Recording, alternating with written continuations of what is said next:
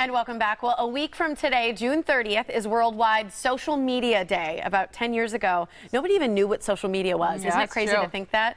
Now we can barely avoid it. Yeah, and while sites like Facebook, Instagram, Snapchat can be really fun, they can also be dangerous. And that's today's message. Joining us now is Dr. Melissa Westendorf from the Technology Wellness Center. She's also the author of this book. It's called Unplug, Raising Kids in a Technology-Addicted World. My kids see that book on my counter or in the car, and they're like, "You're reading that again?" Aren't you done yet? And because of you, I'm moving cell phones out of their bedrooms at night. So I'm very proud of you. Yeah, well, thank you. I'm not sure they're ever going to want to meet you. It's a mission. Well, it is a mission. Yeah. But great to see you. Nice to see you. You and I talked a little bit about this Social Media Day, June 30th.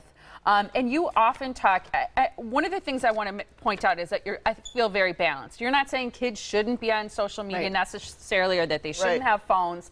But you talk about being aware of the dangers and really kind of making sure you understand what's going on. So as it relates to dangers, what are some of the advantages for kids and adults? So what we talk about, again, the healthy balance is that kids can use social media to build their resume. Like when we were growing up, you know, we had the paper resume. We probably still use the paper resume, but really now social media has become our resume.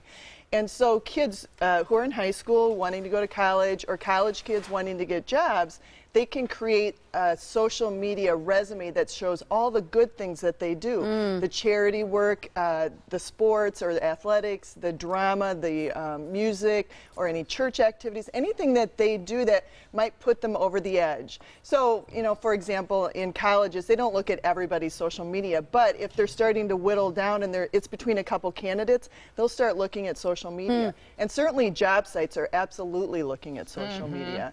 And so again, if they're looking at between a couple candidates, that social media may put you over the edge. And that's a wonderful way to promote yourself, and teaching kids, okay, this is how you promote yourself. Yeah. What are some of the dangers of social media? Well, the dangers are colleges and universities and employers are looking at this stuff. So if you look, if you have a social media full of, oh, look at my drink, or that's not going to reflect as well on you. And I've talked with plenty of business people who, when it's come down to it, they've looked at social media and they haven't felt comfortable with what was on social media, by what a person said, how they said it, what was depicted in the picture. And sometimes it wasn't even on their own page, but because of the tagging and all that kind of stuff.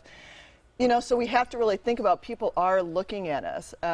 Speaking with businesses, they said the world has changed with how they recruit people. Everybody is on social media. The companies are being looked at for their own social media.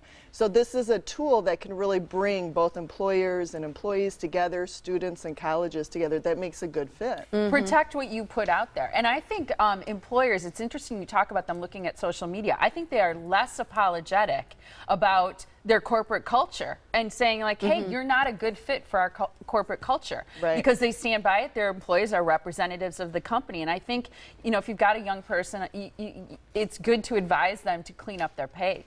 Oh, absolutely, absolutely. And I think companies are able to be more selective because they can see what the person is like, but also people who are looking for jobs can be more selective if they're looking at the company's social media, saying this is not a good fit. If it's a conservative company or a more liberal company, you know, they can get a good fit for them too, and so they don't have to go through the rejections, and rejections.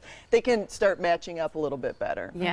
How can people take part of Social Media Day? So Social Media Day was formed 7 years ago, and it's all over the world. I mean, Barcelona, Costa Rica. I mean, I wouldn't mind traveling to Costa Rica, actually, to go to Social Media Day.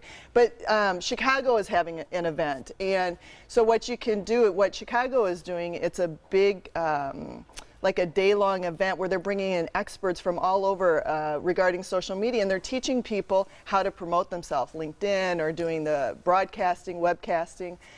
So you can do those types of things. Other companies are doing more fun things. You can participate through their hashtag and through Facebook. They're doing charades. And so people from all over the world can participate in their charades.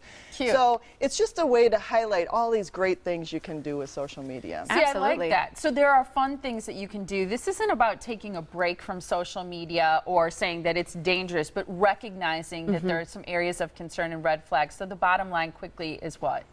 Use it to your advantage. Be smart about it. Think about how's it going to affect you in the future. Yeah. I like that. Great message. Yeah, and here's where people can find out more about you, your awesome book, and more about all the work that you're doing. It's the Technology Wellness Center. It's technologywellnesscenter.com to find out more. Always great to see you. Yeah, Nice thanks to for see being you here. as well. Thank you so much.